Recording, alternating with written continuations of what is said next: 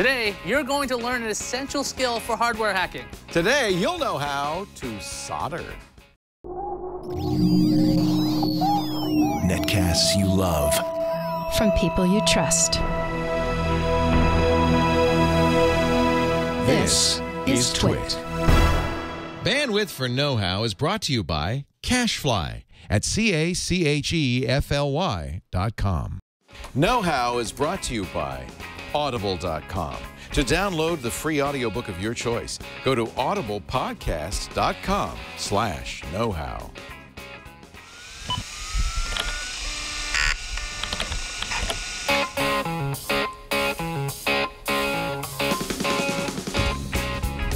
Did you do that DOS screen? Who did that DOS screen? That was good. It had an autoexec.bat and everything.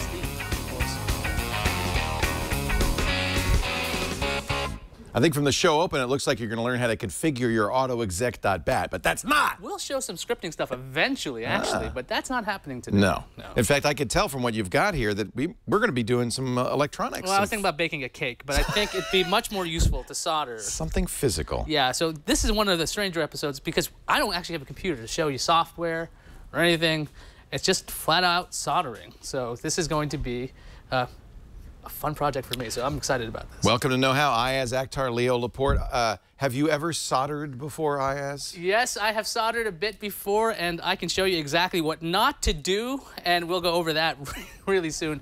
But, I mean, soldering is super essential when it comes to doing any hardware hack. You know, way back in the days, it'd be like, oh, if you had an Xbox and you wanted to mod it. Yeah. The way to do it was to have a chip that you had to solder in. That was really hard, by the way. In fact, it was so hard that I had Colleen do the soldering because she had a very fine touch. I couldn't do it. Actually, back in the screensavers days, it wasn't Colleen. I think I had Yoshi do the soldering because he was good with a soldering gun. So soldering, well, what it looks like to me is melting a little bit of metal to join two electronic components together electrically. Yeah, pretty much. Otherwise, you have an air gap and you got no way to get the parts talking to each other, so you need to do some soldering. So what do we, should I be making the parts list over here? Let's have a materials list for once. All right, so we're gonna materials beyond like a computer and software.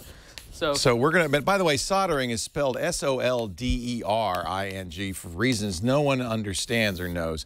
Materials list, what do we need first? Well, you're gonna need a soldering iron. A soldering iron. There's all kinds of these in all kinds of price ranges. Yeah, I mean, for your first projects, I suggest getting something cheap so you can get used to it and then moving on if you enjoy doing this. There are safety features. This is our soldering iron. This is about as cheap as you can get. So be careful. And that's one of the safety features is you might want one that turns itself off when it falls over. This one is on. It's been on for a while. You're going to need some solder. Solder. Right now, you're going to need solder. What is solder? Well, this stuff will let you actually make the connections. This is what you're going to melt between the pads and your circuits and everything else. So this is 99.3% tin, 0.7% copper.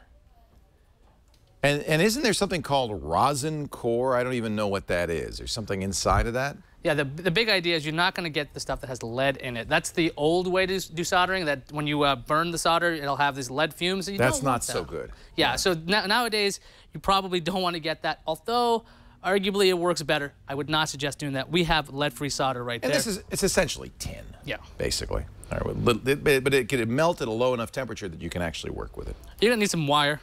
I got some wire right here. This is Why do we need wire? Because you're going... Something we're going to solder. Well, yeah, you gotta have something to actually solder. So this is practice soldering. Absolutely. Okay. This is materials list for practice soldering. You won't always need wire. You might need something else. I don't know. But we're going to use wire. All right. Yeah, we're going to have some wire. We're going to have some wire strippers. You definitely need to have your strippers so you can remove the insulation from the wire. And you're going to need, if you want, helping hands. Now... Whoa, wait a minute. Now, is that me? That could be you, or it could be a mechanical device, because maybe you don't have a buddy nearby to help you out who's going to hold a piece of wire or a circuit board for you really steadily. This is, you know what? This is such a useful thing to have. I've always tried to solder with myself, and you're holding things, and it's just a guarantee to get burned. Yeah, I mean, obviously the soldering iron gets very hot. So these are our helping hands, and it's just alligator clips on bendable arms, and it's so you could put two things together, hold it for you. It's like you'd say to your sister, "Come down here and help me solder." Except this doesn't argue with you. So you just get to, you have it there, it takes care of everything for you. But obviously there's some safety elements when it comes to soldering. Always assume that your soldering iron is hot.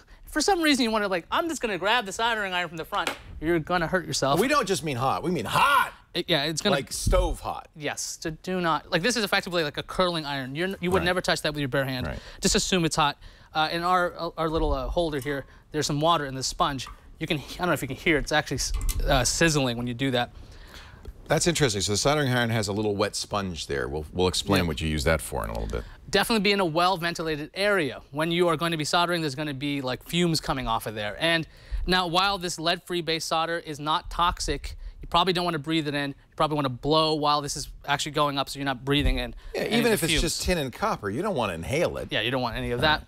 And after you're done with your projects, wash your hands before you start eating anything. You don't want any of that residue on your hands. So let me tell you, I've just looked it up, and soldering irons are typically around 450 degrees. Just remember, you don't want to touch it. That's pretty much, that's a hot. safe way to go. You always assume it's on. That way, you know, respect your tools. That's always very important. By the way, that's degrees centigrade. I should probably... Centigrade? Yeah. That's crazy hot. Probably mention that. That's about 840 degrees Fahrenheit. So what I'm going to do a quick, let's do some practice, right? So we're going to take a wire, we're going to cut off a length of wire. We don't want to solder the plastic installation. We're looking to solder... Well, you always solder could. metal to It's a metal. bad idea to do the plastic. So what we're going to do is we're going to strip off some of the insulation. Let's see if we can get this over here. You can see a shot of... So I'm going to try to use my wire stripper. And it's a 24 gauge. Now, obviously, you only want to do like very little insulation removal, but for this demo, we're going to take off a lot. Let's see if we can get this. Yep, and keep going. All right, so you see a lot of exposed wire there. We're going to expose it on the other end. What we're going to do is basically show you what to do and what not to do when you're soldering. When I first started soldering, I started thinking, you know what? I'm so impatient. I really want the soldering to work fast. And so what I ended up doing is I started soldering the actual solder. That's not what you're supposed to do. You're not supposed to. Oh, no, that's important. Let's say that again. You're not soldering the solder. You're heating up the wire. So I'm making this. The wire's going to melt the solder, not the soldering iron. So if you could see that I've actually made an inline splice of this wire. I don't know if you can Get the really tight shot. Put it down here so you can see. Right there. You can see that. I've tied them together that way. I'm going to put them in these helping And again, hands. this is just for practice. Yes, this is for practice. This is how you'll learn to do this. We have a circuit board under there that we'll show you in a minute. So let's try to get this. All right, so we got our soldering iron. How handy to have those helping hands. We got our solder. Yes. When you start soldering, though, you're going to want to tin the soldering iron tip. So this thing is already on. It's hot. You're going to put some solder directly onto the tip. You can see it's melting right now. It's falling onto the desk. So you're doing this preparatory. What is tinning the tip? Is just gonna put some solder on the tip to begin with? Yes, you put some solder on the tip of the iron itself, and it's going to allow for the solder to flow once you start heating the actual element. So if we get to the wire itself, I'm going to try to heat both elements up. Now we got to get a shot that's got that in there. See if we can get that. Let me lower. Yeah, we want to lower that down a little bit here. So we're going to try to move this. These helping hands are really very, very tricky. I'm going to move that. So we got helping hands using helping hands. So we're going to heat up. Hey, hold on. Let's get that right in the shot there. Let's probably not do this over the circuit board. Good idea. All right. So we're going to try to heat up both elements at the same time. Now, I am rusty, so let's see if this actually works the way it's supposed to work. And by the way, you never want to solder rusty metal. No, you don't want to do that. Okay. I am the one that's rusty. So you're heating up the copper, the wire itself, and letting it melt the solder. It's supposed to be doing it right now, but I'm having trouble right now. It's one of those days. Is it? Do you need safety glasses? Do you need to wear leather, motorcycle leathers? Do you have to have special rubberized? I've seen suggestions that you go with safety goggles when you're cutting off circuits and other component leads, but I'm wearing It's not a bad idea. It's never a bad idea to have safety goggles around. Naturally, this is not working because I'm doing it. What you don't want to do is if anything splashes or flies up in the air, you don't want to get that in your eyes. This is not getting hot enough for me to actually do it. So this is great. This is me failing, so let's try it. There we go. Now it's heating up. This is what we call a very cheap soldering iron. Yeah, I don't know if you can see that balance back there. You can see the solder is actually going right to the wire. If I had a better... It does kind of flow, doesn't it? Kind of automatically flows. That's the thing. So if you can see, it's actually melting right now on the wire, and I'm not touching the solder to the soldering iron. You're just heating up the wire. If you can see it, actually, there's an actual there's solder on there. You can see that silver now. If it's nice and clean, you'll see a nice silver color on your joint there. Now, this is not a whole lot. This is a terrible, terrible job. I would continue to do this, but right now we're kind of cramped over a desk. But we get the idea. Yeah. You're touching the wire to heat it up, and it melts the solder onto it and closes the joint, making that much more permanent of a connection. Let me show you the wrong way to do it, because this is the way I used to do it all the time. Ah, the wrong way. Wrong way to do it. You start taking the solder, you start putting it directly onto the soldering iron. So you're touching the iron with the solder. You're hoping it melts onto there. Now, this is where you wish you had protective glasses, because you start shoving it around like it's going to do something. Like, that's not the best way to go. Even though it actually looks pretty good, what you might have is a cold joint. And if it's a cold joint, you're not going to have any electrical flow in there. So it looks good. It looks like it's doing something, but all you've done is, you've just made it look like it works and it doesn't. So do not do what I just did there. That's the first impatient thing. A cold solder is an apparent connection, but it actually doesn't electrically connect the two pieces. And so until the thing actually heats up, it doesn't work. Yeah, I mean, so this is one of the primary reasons sometimes electronics have intermittent failures, is because poor solder techniques. So this is the kind of thing I suggest trying out a couple of times. Obviously, I was trying this out earlier today, and I wasn't trying it over this particular case because I just started. I'm going to add safety glasses to our materials list because I'm wearing glasses. I'm just worried about you. Yes. Safety. I'm worried about me too. Yeah. See, this is. It's always a good idea when you're doing stuff like this. See if we can get can we get a close up of the wire down here? Let's see. Move my hand. I don't know if you can see how dull this wire looks. Is dull good or bad? Dull is bad. You want this to look shiny and clean. So okay. I'm going to get rid of that. All right. So before we actually start soldering onto this, so we're going to actually solder something that means something now? Sort of. Okay. We're going to try to do that. We're getting ready to do that. Let's take a break. We're going to come back with more. You're watching Know How. Ayaz Akhtar and Leo Laporte. I'm learning how to solder. I haven't done soldering in years, so this is good for me. I'm learning the techniques. And by the way, nobody taught me, so I always did it wrong. So this is good. You should learn how to do it right. We're brought to you today by our friends at Audible.com. What a great place! Audible is the audio bookstore that you've always wanted. 100,000 plus titles. In fact, Audible has 9 recording studios in their Newark facility, and they're always recording new books. They started doing their own books because they wanted to get more science fiction titles. They had this program called, they still do, called Audible Frontiers, because some of those great old science fiction novels like the Isaac Asimov and the Robert Heinlein novels had never been recorded in audio. The publishers was just too darn cheap, and they're old enough that there probably wasn't even a very big market for audiobooks. So Audible has taken these great science fiction classics and has made them available for the first time in audio. And I'll tell you, if you love science fiction, you will love Audible. Now, thousands of sci-fi titles, but not just science fiction. There's nonfiction. I listen to history books all the time. I'm listening to a brand new history of the Second World War. It's changed a lot because of all the material they got from the Soviet Union when it fell, stuff that was secret, hidden, histories of the war. I love Audible. If you haven't tried it yet, I've got a special deal for you, a free book. All you have to do is go to audiblepodcast.com/knowhow. See that right at the bottom of the screen? audiblepodcast.com/knowhow. You'll be signing up for the Gold account. That's a book a month, and your first month's free. That means your first book is free. Actually, it's a credit, so most books are a single credit, but there are a few longer books that are 2 credits. So you'll be able to get any 1 credit book. That's 90% of the library at audible.com. And by the way, you could cancel anytime, pay nothing, and that book is yours to keep forever. So give it a try. If you haven't tried Audible, you're going to love it. It plays back on your iPhone, your Android phones, your tablets, even your Windows phone. They just had the Audible app, just came out for that. That's awesome. That app is great too. I highly recommend it. It's free and it allows you to listen to any book in your Audible library anytime. audiblepodcast.com/knowhow. Give it a try today. Get that first book free. I love Audible. I used it to get 4-hour work week. I'm down to 6 hours. Oh, let me. A week, but not to 4 yet. That's the Tim Ferriss book. Tim Ferriss book that tells you how you can like live a good life by only working 4 hours a week. Yeah, the theory is that that explains a lot about your work schedule. Yeah, my work schedule is kind of interesting. No, the idea is you the amount work of free long hours. The amount of free time, the time is more important than the actual work. So if you can set up your days that you aren't stuck at an office, you can do fun projects like this. This is where I get more free time because I listen to that book on Audible. His recommendation, and I agree with it. I listened to it too. Tim Ferriss, The 4-Hour Work Week. You can get it free right now on audible.com. Okay, so we're going to actually mess with a circuit board now. This is something you're more likely be soldering.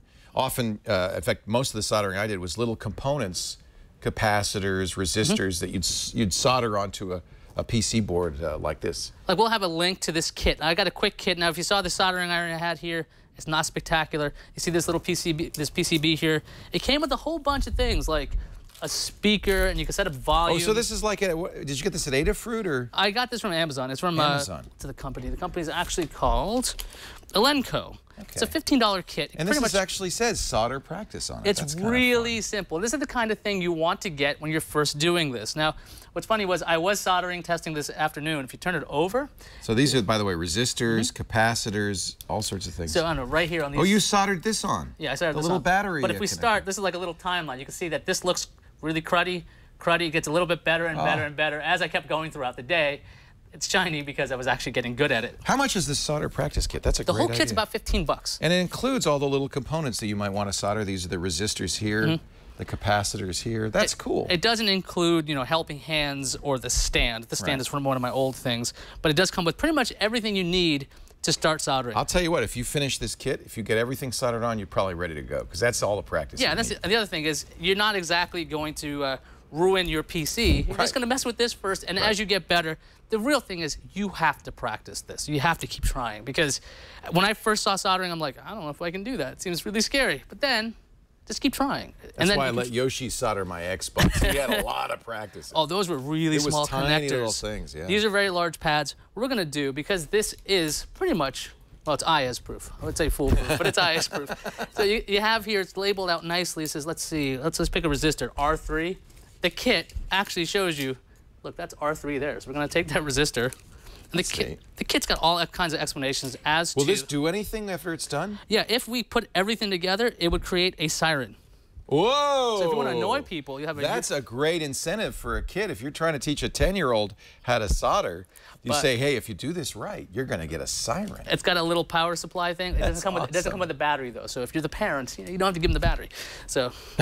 or you could take the battery. We're going to place the resistor R3 into the actual board. This is a nice little kit. It teaches you how you can read the bands on a resistor to see what the resistor values are. It tells you how to identify capacitor values. Okay, so this is a little exercise in here for resist. This is a good little starter kit for somebody who wants to learn basic analog electronics. So we're trying to put the resistor in place. I put the actual component leads through the holes. Again, it's all labeled for you. It's really simple when it comes to this.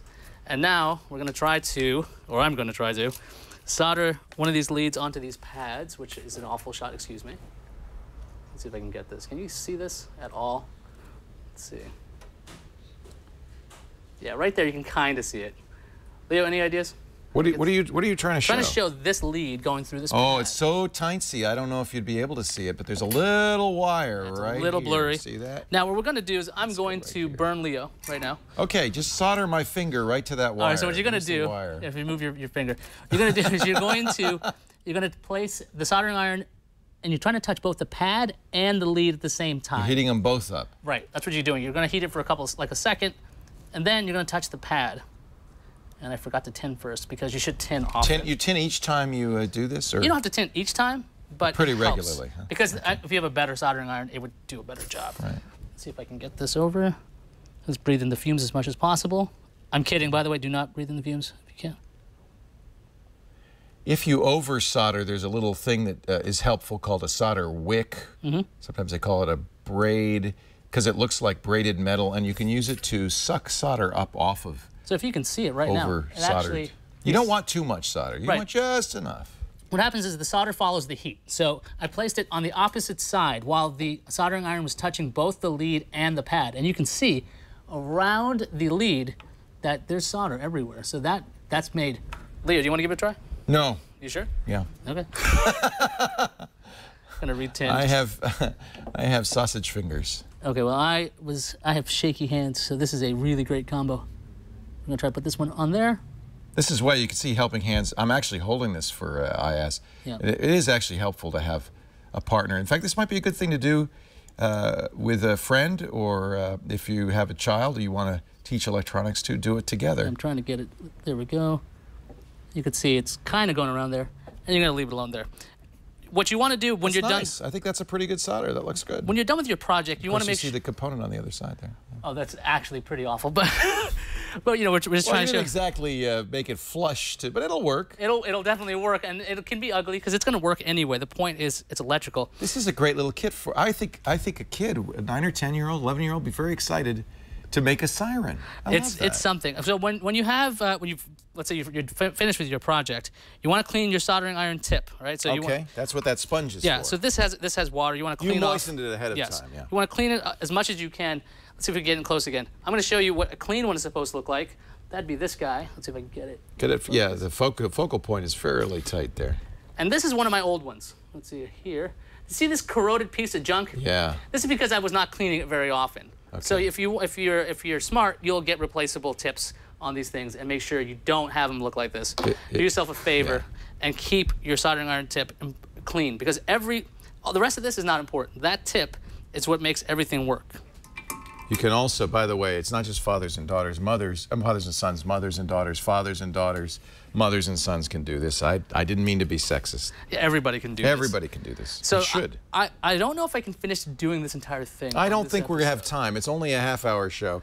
This is easily an evening's project, though, and maybe a couple of nights. You don't want to rush through this. One of the things you're teaching and why it's so good for a kid to learn this is patience, methodical attention to detail. That's a great skill for a kid to learn. And it opens the doors to so many other things. Once you have this skill down, and you're doing a better job than I am at doing this, you'll be able to do much more complex projects, because this is just the beginning. There are a lot of other kits. I mean, there's still the AM radio kit if you want to try that out. Yeah. There are great things out there you can try. What my personal experience with soldering was, I took an old janky camera from like this no-name company. I removed their little cruddy microphone, and I put a microphone onto it. So I was able to use a high-quality microphone with a camera, and it worked really well. It just took me a little longer because I was a novice at the time, but you could really make some powerful hardware out of like low-end stuff. Right. You know, the people of my generation learned on Heathkit. The good news is kits are back because a lot of parents do want to do this with their kids. This one comes from Elenco, E-L-E-N-C-O. You said about $15 on Amazon? $15, yeah. And how much is a good soldering iron? A good soldering iron can range a lot of prices, because there are really great ones. I believe Weller makes the best ones. Burke has one downstairs in the Burke is a good soldering. Yes, he was showing off some great things, and there's also ways to desolder, and there's so many ways to go with that. But I wanted to ask the audience. How much? 20, 50, 100? I could probably be over 100 if you're looking for it. This one was probably about 25. This one came in the kit. Okay, so this is. Oh, this came with a kit. Yeah, that's with the kit. So that was $15, and it includes the soldering iron. Yeah. All right. So it's not the best soldering iron, but it's your that's good. I didn't realize the soldering iron came with it. Not the helping hands, but the solder and the soldering iron did come with it. We asked you guys, when did you learn to solder? Why did you learn to solder? And you guys wrote in. And if you're watching the show, you know, we go to Twitter. You'll see that I usually write a question up about the show, and I want to see what you're using the hashtag TWiTKH. That's the way we'll actually put your tweets on the air. And we got something from Slob Junkie. I needed to build a guitar amp. In the end, built a 5-watt amp. Reason to learn. Oh, that's pretty cool. That's good. I soldered to make handmade audio cables to ensure they have a better audio connection. This is from Fresh Fire One. This isn't Burke, is it? Learned to solder when I was little. A useful skill for RC car racing and fixing mom's jewelry. Jewelry makers solder too. That's people make jewelry this way. There's lots of different solders out there, by the way. So if you're at the hardware store for some reason and you're like, I'm gonna get plumbing solder, don't get that when you're doing electrical stuff. Do not get something with an acid core. It'll destroy your projects. Make sure you go with rosin, and make sure it's rosin core electrical solder. Yeah, just pay attention to those things. Just don't look for the word solder. All right. Here's what we need, ladies and gentlemen, for soldering. You can get this in a kit, by the way. $15 for this Elenco kit. You need a soldering iron. You need some solder, of course. Some wire, that's what you'll first practice on. That way you can't hurt anything. Maybe a wire strip to get that insulation off before you do the wiring. Those helping hands are helpful. Those aren't very expensive, about $25. And I'm going to add safety glasses to the mix. It's a great idea to get kids used to wearing safety glasses, just like it is getting them used to wearing a helmet. They don't like it at first, but it really is important. You don't want to wreck your eyes by getting a little bit of solder or something else in there. So if you want like full-on instructions, or you want to figure out, okay, what exactly happened in this episode, we have show notes at twit.tv/KH.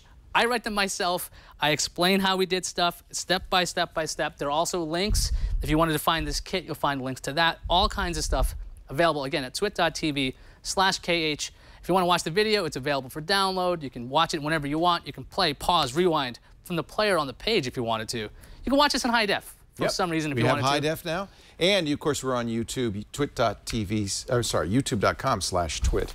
And the Know-How playlist is there. You can subscribe to that. So you got that. And lots of ways. If you want to give us feedback, you're like, hey, I got this project idea. You know, a friend of mine was having an issue with not being able to put applications on her work computer. I'm like, what about portable apps? These kinds of things happen all the time via email. Send us some ideas. We're going to do that next week? We might do it next week. That would be a fun one. Maybe portable fun stuff. So you guys, if you want to give us your feedback, show ideas, your experiences trying out the projects, or saying, hey, that was a horrible job. You can do it this way much easier. I love to learn. Give us an email at knowhow@twit.tv, knowhow@twit.tv, or you can leave us a voicemail, 408-800-KNOW. That's 408-800-5669. Give us a call. Thank you for that lesson. I'm going to finish this. Are you going to finish it? Yeah, I want to bring in a siren next week? When you start hearing sirens during TNT tomorrow, you'll know why. You'll know why. Thanks for joining us. Hope you enjoyed it. Now that you know how, go do it. Thanks a lot. See you next time.